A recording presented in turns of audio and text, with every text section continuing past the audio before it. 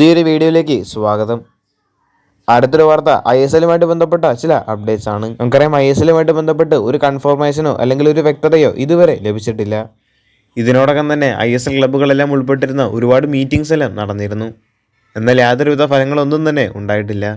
എല്ലാ ISL ക്ലബ്ബുകളും ഒരു proposal AIFFന് സമർപ്പിച്ചിരുന്നു. ക്ലബ്ബുകളുടെ കീഴിൽ ലീഗ് നടത്താനായിട്ടുള്ള ഒരു പ്രപ്പോസലായിരുന്നു അവർ മുന്നോട്ട് വെച്ചിരുന്നത്. നിലവിൽ ലഭിച്ചുള്ള വാർത്ത അനുസരിച്ച് ISL ക്ലബ്ബുകളെല്ലാം മുന്നോട്ട് വെച്ച ആ ഒരു ഓഫർ AIFF റിജക്റ്റ് ചെയ്തിട്ടുണ്ട്. ISL ക്ലബ്ബുകൾക്ക് പുറമെ ഐ ലീഗ് ക്ലബ്ബുകൾ മുന്നോട്ട് വെച്ച പ്രപ്പോസലും AIFF നിരസിക്കുകയായിരുന്നു. എന്നാലും ഐ ലീഗിലെ ക്ലബ്ബുകളും ISL ക്ലബ്ബുകളും മുന്നോട്ട് വെച്ച പ്രപ്പോസൽസ് AIFF റിജക്റ്റ് ചെയ്തിട്ടുണ്ട്. AIFFനെതിരെ ഒരുപാട് വിമർശനങ്ങളാണ് ഇപ്പോൾ ഉയരുന്നത്. ഇന്ത്യ ഫുട്ബോൾ നശിച്ചുകൊണ്ടിരിക്കുകയാണ് എന്ന് തന്നെ പറയേണ്ടി വരും. ഇപ്പോൾ ലഭിച്ചുള്ള മറ്റൊരു വാർത്ത എന്താണെന്ന് വെച്ചാൽ ഡിസംബർ 22 മുതൽ ഡിസംബർ 30 വരെ AIFFൻ്റെ പുതിയ കമ്മിറ്റി ISL ക്ലബ്ബുകളുമായി ഫിസിക്കൽ മീറ്റിംഗ് നടത്തും. മാത്രമല്ല ISL ആരംഭിക്കുന്നതിനുള്ള സാധ്യമായ വഴികൾ ചർച്ച ചെയ്യും.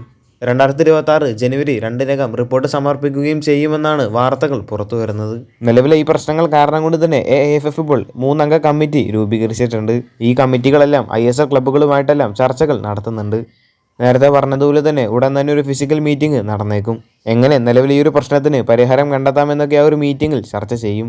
എന്തായാലും ISLുമായിട്ട് ബന്ധപ്പെട്ട് ഒരു ആശ്വാസ വാർത്ത ലഭിക്കുമെന്നാണ് പ്രതീക്ഷിക്കുന്നത്. ISLുമായിട്ട് ബന്ധപ്പെട്ട അപ്ഡേറ്റ്സ് ലഭിക്കുകയാണെങ്കിൽ തീർച്ചയായിട്ടും വീഡിയോ ചെയ്യുന്നതായിരിക്കും.